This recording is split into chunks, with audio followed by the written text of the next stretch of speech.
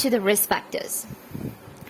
So first, in risk factors, we're going to discuss about the endocrine system and what are those features which are going to significantly increase the risk of development of breast cancer.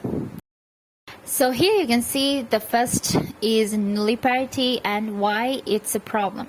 Now it's because in endocrine system, increased estrogen exposure is the reason for increasing the risk of development of breast cancer. Now why this is happening in nulliparity? So nulliparity basically means zero pregnancy, which means the woman have not gone through any childbirths, have not had any pregnancies for 9 months and so forth. So this woman will undergo more menstrual cycles than for a woman who have undergone childbirth and pregnancies. And because of that reason, this woman will have more menstrual cycle and more exposure to estrogen during her life. So again, it's a risk. And the next is first pregnancy after 35 years. Now, why this is a problem? Because starting from 12 years of age till 35 years, this woman have undergone menstrual cycles, which is a long period of time to be exposed for estrogen. And because of this reason, again, the woman is at risk. And then early menarche before 12 years of age. Menarche basically means hitting puberty. So if a girl hits puberty before 12 years of age, which means this girl is going to have menstrual cycles for a long period in her lifetime. So again, more duration of exposure to estrogen. So next is late menopause after 55 years, which means again more duration of time the woman have been exposed for estrogen. So these are basically internal factors which are endocrine related for the development of breast cancer. So other than these, what are the external factors that we take usually? So these external factors include OCPs and HRT. So what is OCP? OCP actually means oral contraceptive pills. These oral contraceptive pills, how they are going to be a problem for us. So here I have written that it's during the intake and 10 years after the cessation, the woman is at risk of development of breast cancer.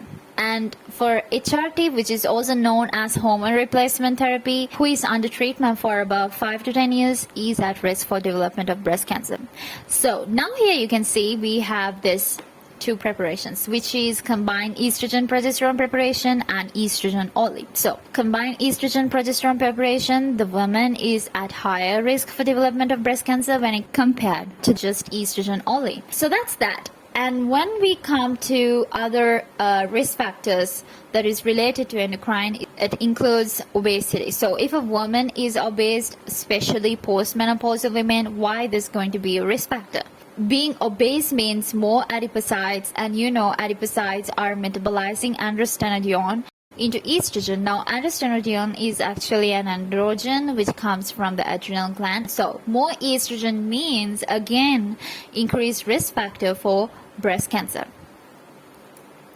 So next part here you can see family history and genetics. So here we have BRCA1 and BRCA2, P53, ataxia, telangiectasia gene. So presence of BRCA1 gene is a greater risk of development of breast cancer. Why?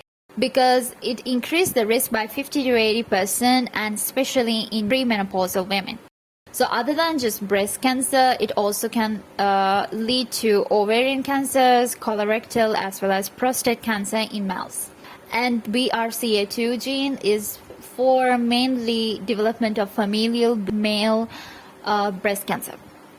So that's that. So other than family history, endocrine problems, we have diet, exposure to radiation, as well as smoking as our risk factors. So diet, when it comes to diet, having a low phytoestrogen diet, which means that low plant estrogen. So plants estrogen or phytoestrogens are very important to health. They're going to be decreasing cholesterol level in our body, as well as it's very healthy for our heart.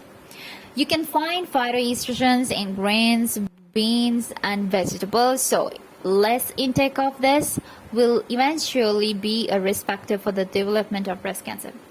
And next is consumption of alcohol and also being exposed to radiation, and how, for example, like undergoing supradiaphragmatic radiotherapy for Hodgkin disease and smoking.